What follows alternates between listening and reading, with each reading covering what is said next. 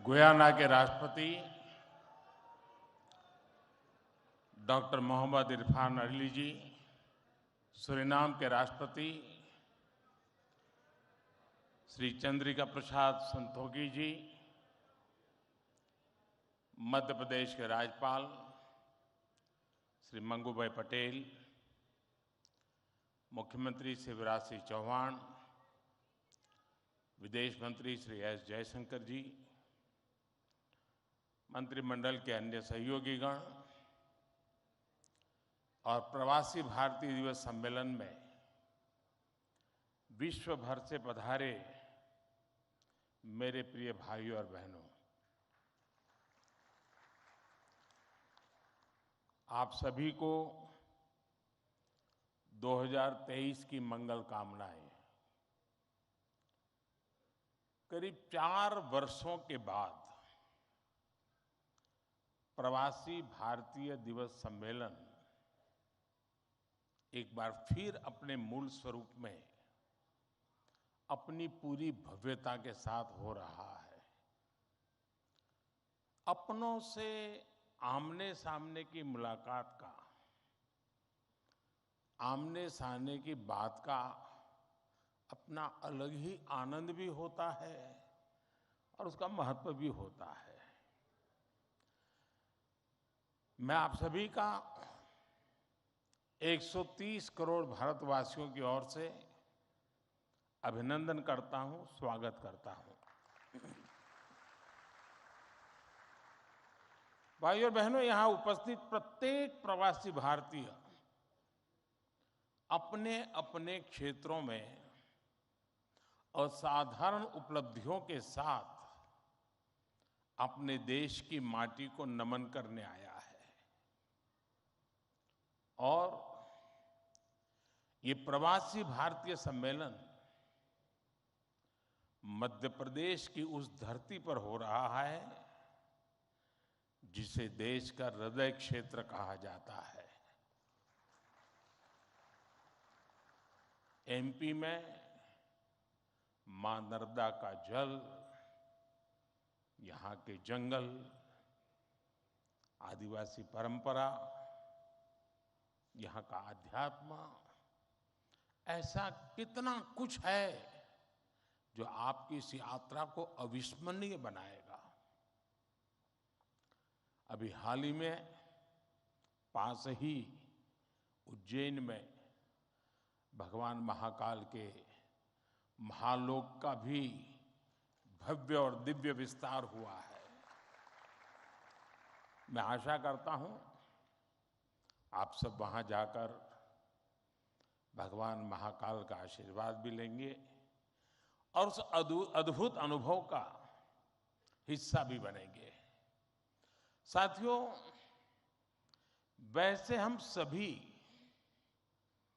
अभी जिस शहर में हैं वो भी अपने आप में अद्भुत है।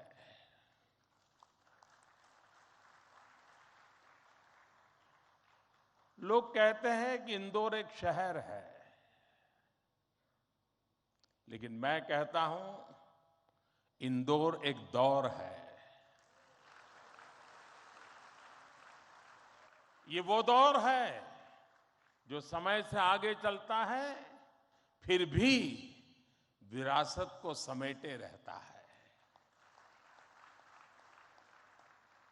इंदौर ने स्वच्छता के क्षेत्र में देश में एक अलग पहचान स्थापित की है।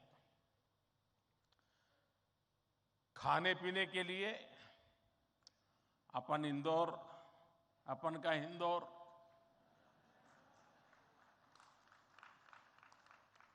अपन का इंदौर देश ही नहीं पूरी दुनिया में लाजवाब है।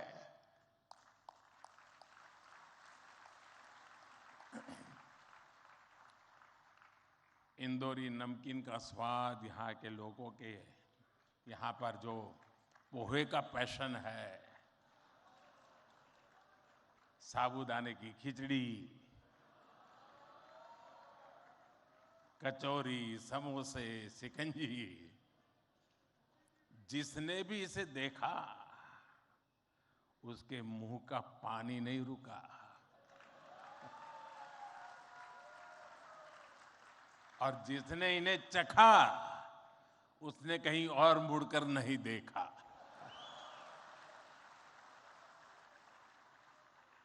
इसी तरह 56 दुकान तो प्रसिद्ध है ही, सराफा भी महत्वपूर्ण है। यही वजह है कि कुछ लोग इंदौर को स्वच्छता के साथ साथ स्वाद की राजधानी भी कहते हैं। मुझे विश्वास है यहाँ के अनुभव आप खुद भी नहीं भूलेंगे और वापस जाकर दूसरों को यहाँ के बारे में बताना भी नहीं भूलेंगे। फ्रेंड्स, दिस प्रवासी भारतीय दिवस is special in many ways. We celebrated 75 years of India's independence just a few months ago.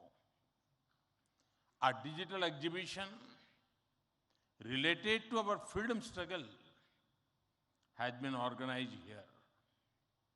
It brings the glorious era in front of you again. Friends, the nation has entered the Amrit Kaal of the next 25 years. Our Pravasi Bharatiya have significant place in this journey.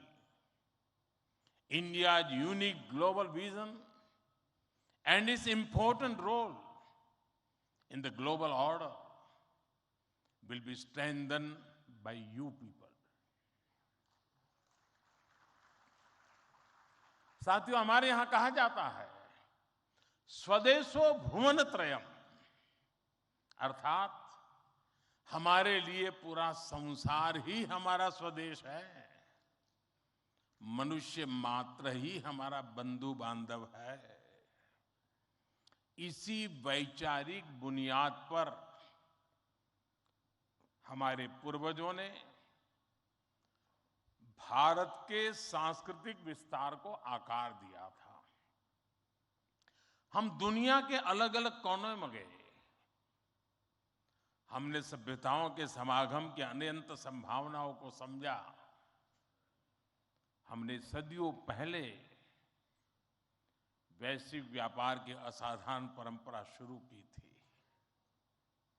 हम असीम लगने वाले समंदरों के पार गए, अलग अलग देशों, अलग अलग सभ्यताओं के बीच व्यावसायिक संबंध कैसे साझी समृद्धि के रास्ते खोल सकती हैं, भारत ने और भारतीयों ने करके दिखाया। आज अपने करोड़ों प्रवासी भारतीयों को जब हम ग्लोबल मैप पर देखते हैं तो कई तस्वीरें एक साथ उभरती हैं। दुनिया के इतने अलग अलग देशों में जब भारत के लोग एक कॉमन फैक्टर की तरह दिखते हैं तो वसुधैव कुटुंबकम की भावना उसके साक्षात दर्शन होते हैं। दुनिया के किसी एक देश में जब भारत के अलग अलग प्रांतों, अलग अलग क्षेत्रों के लोग मिलते हैं तो एक भारत श्रेष्ठ भारत का सुखद एहसास भी होता है। दुनिया के अलग अलग देशों में जब सबसे शांतिप्रिय, लोकतांत्रिक और अनुशासित नागरिकों की चर्चा होती है तो मदर ऑफ डेमोक्रेसी होने का भारतीय गौरव अनेक गुना बढ़ जाता है।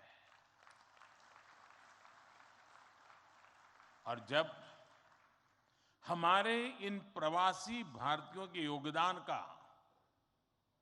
विश्व आकलन करता है तो उसे सशक्त और समर्थ भारत, इसकी आवाज सुनाई देती है।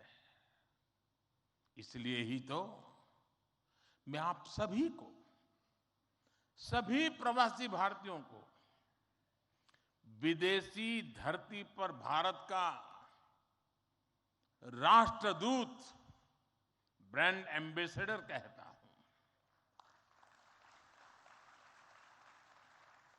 सरकारी व्यवस्था में राजदूत होते हैं, भारत की महान विरासत में आप राष्ट्रदूत होते हैं।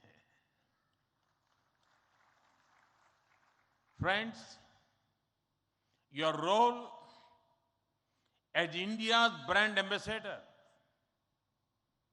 is diverse.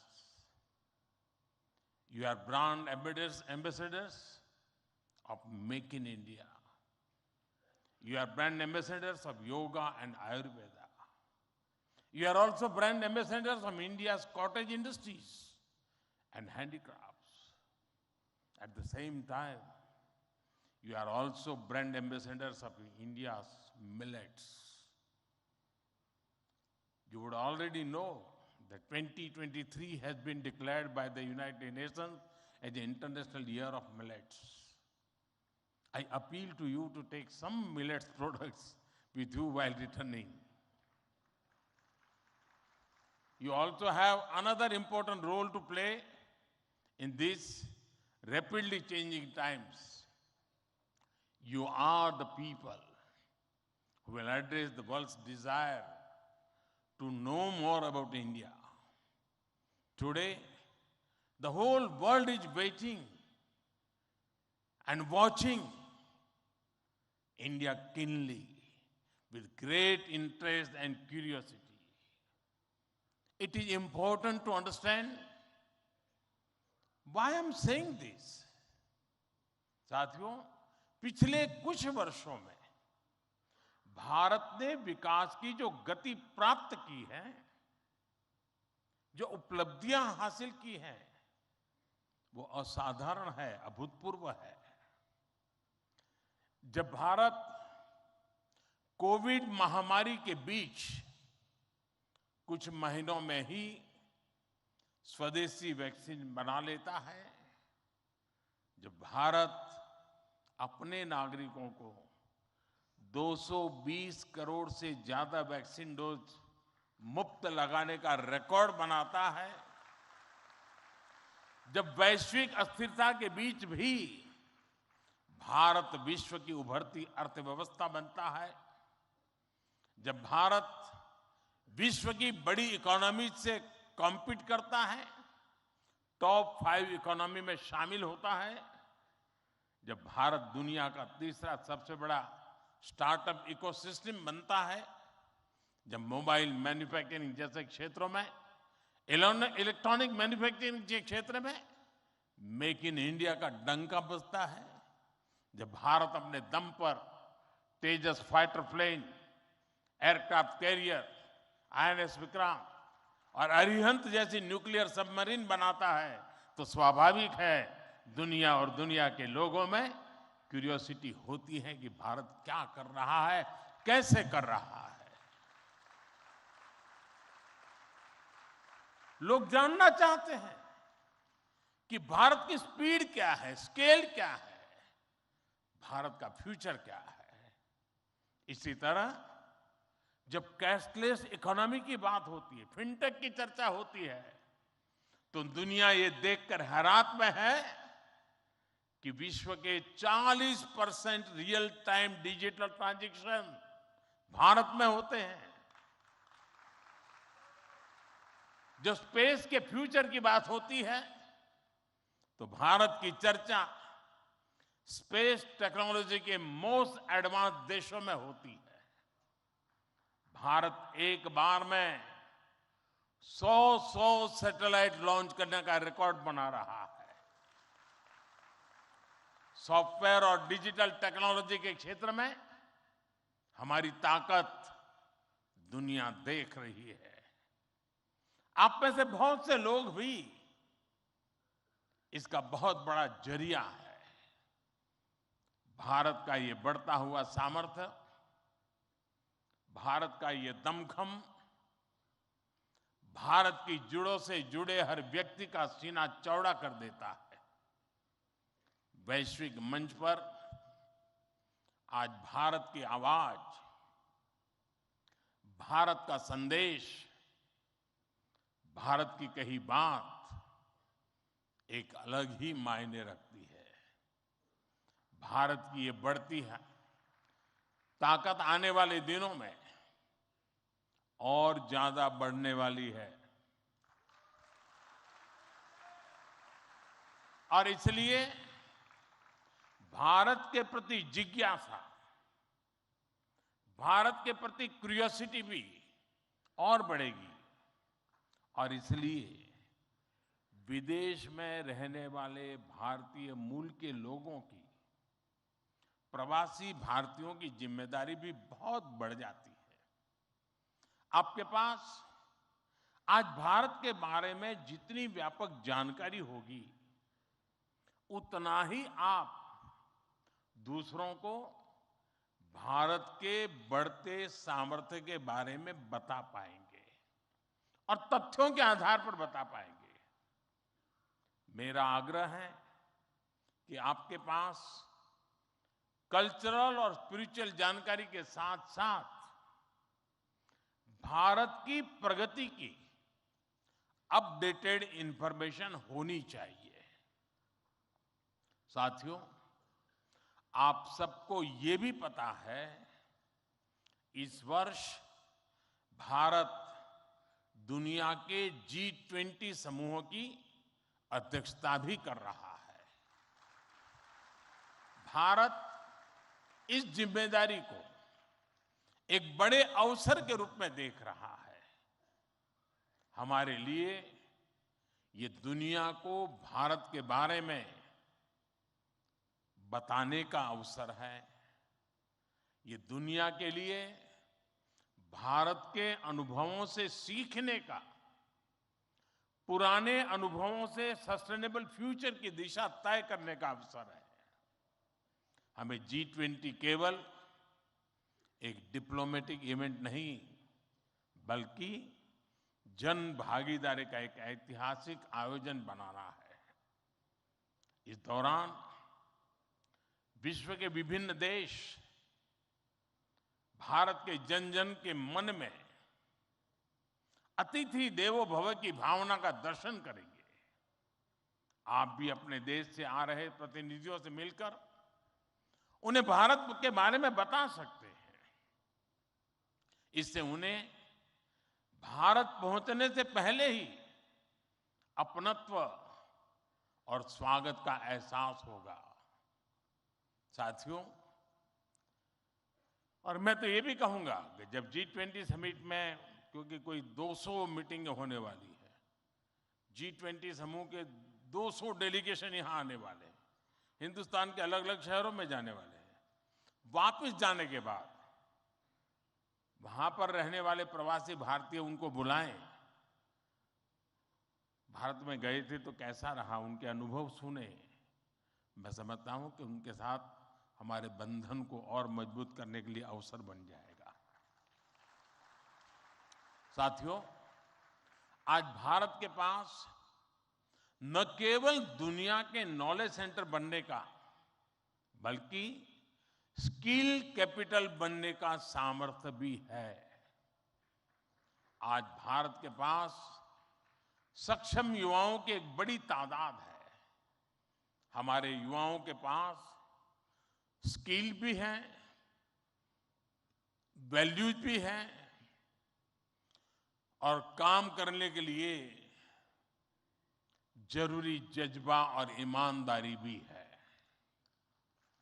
भारत की ये स्किल कैपिटल दुनिया के विकास का इंजन बन सकती है। भारत में उपस्थित युवाओं के साथ ही भारत की प्राथमिकता वो प्रवासी युवा भी हैं जो भारत से जुड़े हैं। हमारे नेक्स्ट जनरेशन युवा जो विदेश में जन्मे हैं, वहीं पले बड़े हैं, हम उन्हें भी अपने भारत को जानने समझने के लिए कई अवसर दे रहे हैं। नेक्स्ट जनरेशन प्रवासी युवाओं में भी भारत को लेकर उत्साह बढ़ता चला जा रहा है। वो अपने माता पिता के देश के बारे में जानना चाहते हैं, अपनी जड़ों से जुड़ना चाहते हैं।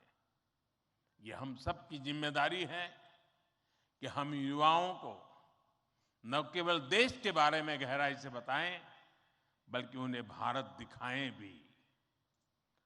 पारंपरिक बोध और आधुनिक नजर के साथ ये युवा फ्यूचर वर्ल्ड को भारत के बारे में कहीं ज्यादा प्रभावी ढंग से बता पाएंगे। जितनी युवाओं में जिज्ञासा बढ़ेगी, उतना ही भारत से जुड़ा पर्यटन बढ़ेगा, भारत से जुड़ी रिसर्च बढ़ेगी, भारत का गौरव बढ़ेगा। ये युवा भारत के विभिन्न पर्वों के दौरान, प्रसिद्ध मेलों के दौरान आ सकते हैं या फिर बुद्ध सर्किट, रामायण सर्किट का लाभ उठा सकते हैं। वो आजादी के अमृत महोत्सव के तहत हो रहे कार्यक्रमों में भी जुड़ सकते हैं। साथियों, मेरा एक और सुझाव है। कई देशों में भारत से प्रवासी कई सदियों से जाकर बसे हैं। भारतीय प्रवासियों ने वहां के राष्ट्र के निर्माण में अपने असाधारण योगदान दिए हैं। हमें इनकी लाइफ, उनके स्ट्रगल्स और उनके अचीवमेंट्स को डॉक्यूमेंट करना चाहिए। हमारे कई बुजुर्गों के पास उस जमाने की कई मेमोरीज होगी। मेरा आग्रह है कि यूनिवर्सिटी के माध्यम से हर देश में हमारे डायस्पोरा के हिस्ट्री पर ऑडियो, वीडियो या लिखित डॉक्यूमेंटेशन के प्रयास किए जाएं। साथियों, कोई भी राष्ट्र उसमें निष्ठा रखने वाले हर व्यक्ति के दिल में जीवित रहता है। यहां भारत से कोई व्यक्ति जब विदेश जाता है और उसे वहां एक भी भारतीय मूल का व्यक्तित्व या व्यक्ति मिल जाता है, तो उसे लगता है कि उसे पूरा भारत मिल गया। यानी आप जहां रहते हैं, भारत को अपने साथ रखते हैं। बीते 8 वर्षों में देश ने अपने डायस्पोरा को ताकत देने के लिए हर संभव प्रयास किया है। आज भारत का ये कमिटमेंट है कि आप दुनिया में कहीं भी रहेंगे, देश आपके हितों और अपेक्षाओं के लिए आपके साथ रहेगा। मैं गयाना के राष्ट्रपति जी और सूरीनाम के राष्ट्रपति जी का भी हृदय से आभार व्यक्त करता हूं, अभिनंदन करता हूं कि इस महत्वपूर्ण समारोह के लिए उन्होंने समय निकाला और उन्होंने जितनी बातें आज हमारे सामने रखी है, वे वाकई बहुत उपयोगी हैं। और मैं उनको विश्वास दिलाता हूं कि जिन सुझावों को उन्होंने रखा है, उस पर भारत जरूर खरा उतरेगा। मैं गयाना जी के राष्ट्रपति जी का भी बहुत आभारी हूं कि उन्होंने आज काफी पुरानी यादें साझा की। क्योंकि जब मैं गयाना गया तो मैं कुछ भी नहीं था, मुख्यमंत्री भी नहीं था, और तब का नाता उन्होंने याद करके निकाला। मैं उनका बहुत बहुत आभारी हूं। मैं फिर एक बार आप सभी प्रवासी भारतीय दिवस के लिए इस समारोह में आए, बीच के गैप के बाद मिलने का मौका मिला है। मेरी तरफ से आपको अनेक अनेक शुभकामनाएं हैं। बहुत लोगों से मिलना होगा, बहुत लोग चीजें जानने को मिलेगी, जिसे लेकर के, उन स्मृतियों को लेकर के फिर अपने कार्य क्षेत्र में लौटेंगे, अपने रिस्पेक्टिव कंट्री में जाएंगे। मुझे विश्वास है कि भारत के साथ जुड़ाव का एक नया युग शुरू होगा। मेरी आपको बहुत बहुत शुभकामनाएं। धन्यवाद।